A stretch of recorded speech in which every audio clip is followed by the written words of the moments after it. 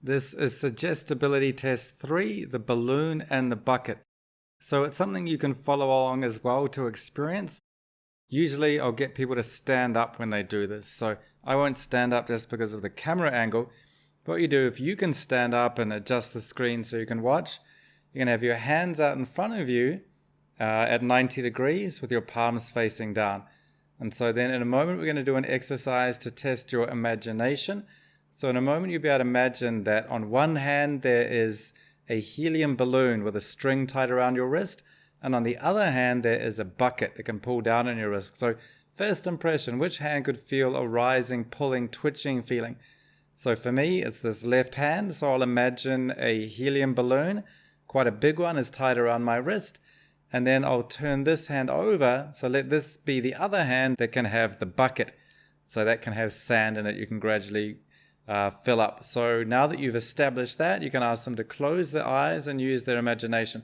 We just first, before you close your eyes, check and notice the height of your hands and the position of them. So when you close your eyes, you can imagine that there is that helium balloon connected to your left hand, and you can imagine the sensations of the string.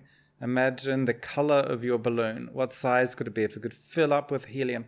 So it can pull, twitching, pulling, rising, that sense of that hand rising. And on the other hand, you can imagine the feeling of the plastic handle of the bucket. And the bucket can be like full of sand at the beach. And imagine I'm putting more sand into that bucket. It's wet sand, it's heavier.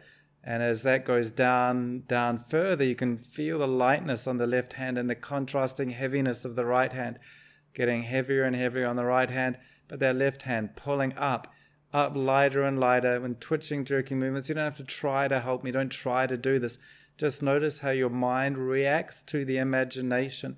Imagine the color of that bucket. Imagine the color of the helium. Notice those feelings and sensations. And when you're ready, open your eyes and notice the movement of the hands. Now, you didn't try to do that, but your hands have reacted to the imagination. Interesting, isn't it? So there are a number of variations that can happen. Sometimes for some people, just holding their arms is a big physical effort, so both of their hands will kind of drop down. One will tend to drop more than the other. Other people, their hand will just float off very high and very quickly, and the other hand will drop down very quickly. So we want to make sure that don't try to help me. Don't move your hand down on purpose. Just have your hands out in front of you and connect with your imagination and allow your body to respond in whatever way it does subconsciously. So you're not trying to help me. Then we can give it meaning. So it might be that, we're here to access your subconscious and you can visualize and imagine things, but they can have and make a change in the physical external world. So you can say, well, it's just imagination. So what?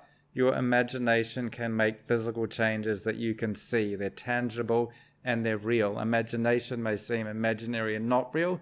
Imagination can have a real effect in the real world.